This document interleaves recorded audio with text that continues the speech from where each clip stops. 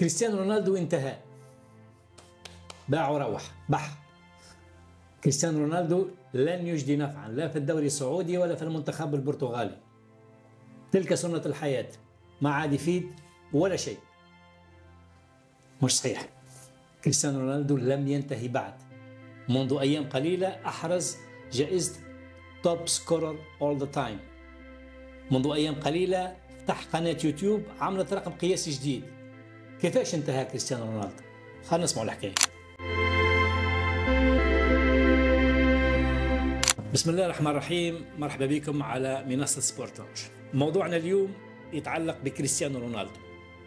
كريستيانو رونالدو الأسطورة، كريستيانو رونالدو اللاعب الذي حقق تقريبا كل الأرقام القياسية وما زال يواصل في تحقيق الأرقام القياسية. العديد سألوا لما انتقل إلى الدوري السعودي مع فريق النصر أنها صفقة يعني غالية كثير، وكريستيانو رونالدو يعني في آخر مشواره في آخر مسيرته، هل سيفيد الدوري السعودي؟ هل سيفيد فريق النصر؟ تختلف الآراء وكل إنسان حر في رأيه.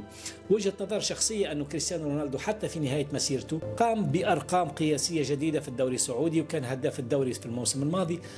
لم يفز بألقاب مع فريق النصر، هذا الفريق العالمي اللي عنده جمهور كبير، ولكن على المستوى الرياضي حاول أنه يقدم أقصى ما يمكن. الفريق لم يوفق بالفوز بالألقاب، ولكن الدوري السعودي فاز بأشياء أخرى أهم، اللي هي التسويق العالمي. منذ أيام قليلة كريستيانو رونالدو فتح قناة يوتيوب جديدة، والقناة هذه في ظرف يومين فقط وصلت إلى 50 مليون مشاهد، وهو رقم قياسي عالمي جديد يضاف إلى الأرقام القياسية العالمية التي يحققها كريستيانو رونالدو، ليس على المستطيل الأخضر فقط ولا إنما على حتى على المستوى الشخصي. والناس كل تعرف أن كريستيانو رونالدو أكبر مؤثر على مستوى السوشيال ميديا، خاصة في الانستغرام. عدد المتابعين هو الأكثر متابعة في العالم.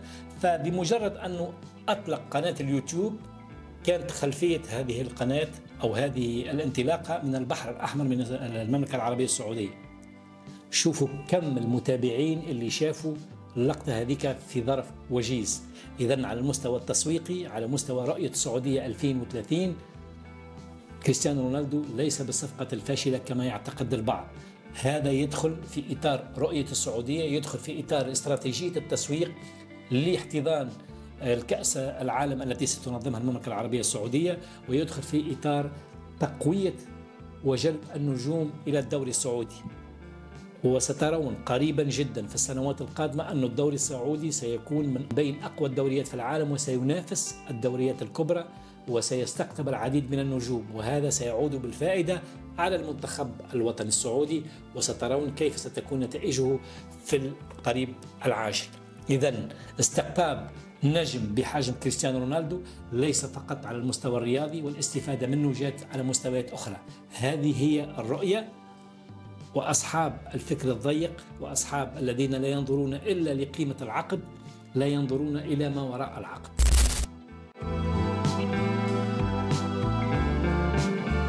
بالنهاية ننتظر في تعليقاتكم، ننتظر في اقتراحاتكم، وإذا عندكم أي موضوع تحبنا نتكلموا فيه أهلا وسهلا. ما تنساوش الاشتراك في القناة سبورت لونج.